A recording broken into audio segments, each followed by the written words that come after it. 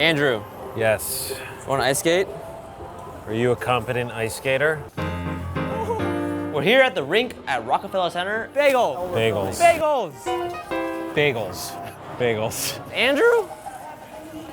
Today on Worth It, we're gonna try 3 bagels at 3 drastically different price points to find out which one is the most worth it at its price. Look, I'm making bagels. You know what that shape is? It's a bagel shape. Circular foods. Some of the best foods. Bagel. Donuts, bundt cake, calamari. Let's GTF bagel. Oh, I get it. Because the O is a bagel. All right, they're gone. I'm alone. My name's Scott Spellman. We're in Utopia Bagels, where we make hand-rolled, kettle-boiled bagels the old-fashioned way. And where does that passion for baking start with you? Believe it or not, when I was young, I actually worked in a bagel place called Boulevard Bagels. This place is a good friend of mine, Anthony. He owns the place, and like you guys together, there's no better partner you could have. And We're actually more of a trio. Hey, Adam. Can't forget him. What's up? Yeah. So basically, we have a formula that's put into a mixer. We also use malt. A lot of bagels made today are used with brown sugar. It's placed on a rolling table. It is proofed a little bit, then he'll start rolling it. Yeah. This guy right there, I call him the machine.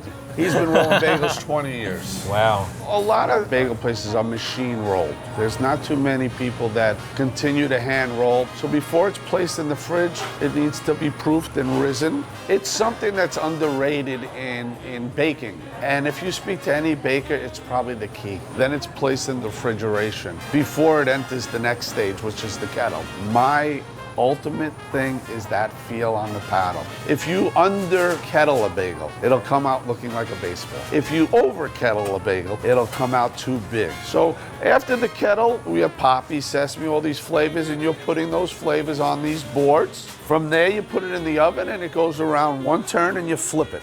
I always use the phrase round and brown. Round and brown. All right. Gonna get a drink? For the lactose slightly intolerant? Nah. For the lactose, definitely gonna kill him someday. Cheers. Oh, it's so crispy. These nice creases right in the middle right there. You can definitely tell it's been handmade because there's imperfections. Every bagel is a little bit different. See this right here, Adam? Memory foam bagel. Gonna try it on its own to begin with. Ooh. Super good. Doesn't even need a condiment, honestly. Best bagel I've ever had. Perfect bagel. Do a little cream cheese. Oh, ooh.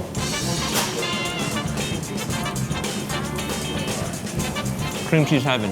The beauty of memory foam is that when you sink into it, it morphs to you. When I put this bagel in my mouth, the bread slowly fills the chambers of my mouth. Chambers of My Mouth by Steven Lim. It does have a delicious malty smell. Hey.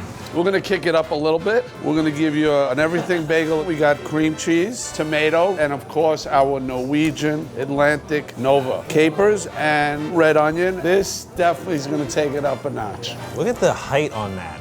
Look at that Not thing. mess around. Also, such a beautiful array of colors. Oh God. Yeah. Is that incredible? Oh God. I could eat that every day, the rest of my life. Ooh. Look at that bite. Clean. See you later. See you later. Ooh. Utopia. Guess what I got to go is an egg.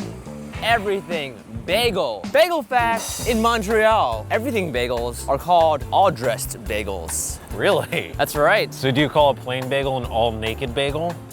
Ooh. Now, a very unique bagel. It is the Jerusalem bagel. We're gonna eat it for din din with some cocktails. Dinner bagel? Let's do it. My name is Einat Admoni. We're here in New York, West Village, and this is Bolonat restaurant. We're going to have today a Jerusalem bagel. How would you describe the difference between that and a classic New York style bagel? We bake it only, we don't boil it. It's a little bit more fluffy and light and airy inside. If you travel in Jerusalem, when you go around the old city or next to the Western Wall, you will see a lot of kids like with a huge tray on the shoulder. All around Jerusalem, it sometimes smells from this bagel and this baked sesame. It's like absolutely divine. So we basically make a small snake and then we twist it, we brush it with egg, and then we dip it in a bath of sesame, and then we bake it. Around 20 minutes, 365 degrees. We serve it here with a great extra virgin olive oil and za'atar. Za'atar, what is that? What is za'atar? It's a wild herb. It will grow next to Jerusalem on the dry places on a mountain. Taste between oregano to thyme. So are we having those together or kind of one So and then the the other? best way, you rip up the bread and then you put it first in the oil, and then all the za'atar just going to stick on the oil. This is very strange. I have a cocktail and a bagel. We got Inat's favorite drink, the yalla. In Arabic, it's slang for let's go, like hurry ups. Ooh, that is straight up juice. That's juicy Moscow Mule. Yeah. Moscow Mule, if you guys don't know, is tequila, lemon, ginger, but it's got orange. Is that it? Yeah. Oh man. Okay, I don't know anything about alcohol, but it tastes like a Moscow Mule. There are so many sesame seeds on this bagel, and there's anything I love more than anything. It's sesame seeds, sesame oil, open sesame. Open sesame. That's right. Look at that. Oh man. Cheers. Cheers. That's something else. That is nice. Oh. This is a game changer. A dry condiment is not a thing you usually come across. Uh-huh. It's kind of like the bottom of a bag of chips where you just have like that flavor dust, but this is like a delicious organic little pocket of flavor dust. Where you got the double dip. Should Adam try it? Adam try the bagel? Yeah.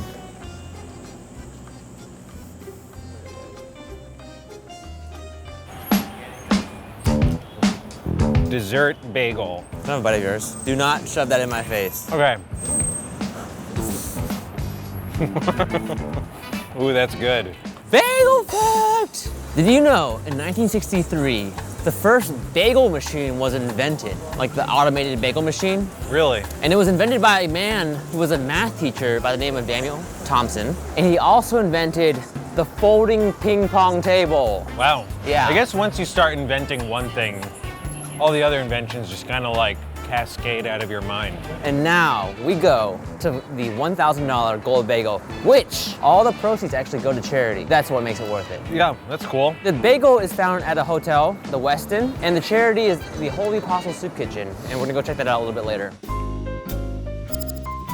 My name is Frank Dujag. I'm the Director of Services here at the Westin New York at Times Square. Hi, I'm Craig Reed, Executive Chef, and today we'll be tasting the $1,000 bagel. I have a passion for seasonal ingredients. I wanted to use the truffle. Growing up in New York, I wanted to use a bagel, and they just work. So it's always been for helping some sort of program? It's always been nonprofit. 100% of the money brought in for this bagel is donated to Holy Apostle Soup Kitchen, which is the #1 food kitchen serving hungry New Yorkers in New York City. I'm Andrew St. John. I'm the Interim Executive Director. I'm Michael Ali. I'm the Director of Operations. It's been going for 35 years. It hasn't missed a day in all those years. That's amazing. And even in 1990, the church burnt down. They serve that day as well. And we feed up to 1,000 people a day. Every or day, more. about 1,000 That's the average, yeah. So basically the meal is a nutritious meal that's made from scratch. We use no processed food. And anybody can come here and eat here. Anybody. Open to all. There's no means test.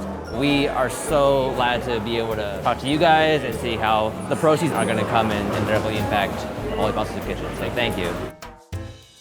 We start off with a really nice New York bagel. Then I take mascarpone and cream cheese and I whip that together. So we smear that onto the bagel, and then we add the truffle, which is the main important ingredient on it. So we have nice white truffles. We shave those thin. Then I use goji berry jelly. So I take Riesling wine and goji berries, cook it together, puree it up a little bit, thicken it up, and then make that into the jelly. It goes great with the truffle, with the pungent of the truffle and the sweetness of the jelly. And then we add a little gold leaf for a little bit of pizzazz. It kind of just heightens up the color a little bit. I have eaten more truffle in my life in the last year because I'm worth it. So like people always ask me, what does truffle smell like? Like it's hard to describe. Well, it's kind of like how, why do we enjoy eating spicy food if it's hurting us? But I think the best spicy food is right on the edge of delicious and pain. And truffle is right on the edge of delicious smelling and quite frankly, nasty smelling. But it's riding that line where it's the best smell. To me, when I first smell truffle, it smells bad initially, but then it's like, the more you smell it, the better it gets. Yeah. We'll eat together, right? Okay. Bagel cheers.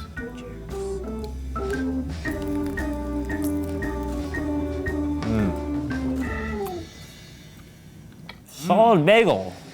That is really tasty. I would never guess that jelly and a mushroomy thing would taste really good together. You don't really encounter that often. Yeah. Wow, I mean- I'm surprised. The jelly just like cancels out a lot of the really weird funk pungentness. Like this dank. And it really brings out the nice, colorful, dank flavor of the truffle. Of all the truffle things I've had, this is actually top 2 maybe. I think this is a good truffle food for people who actually don't know if they like truffles or not. It's a good gateway into truffledom.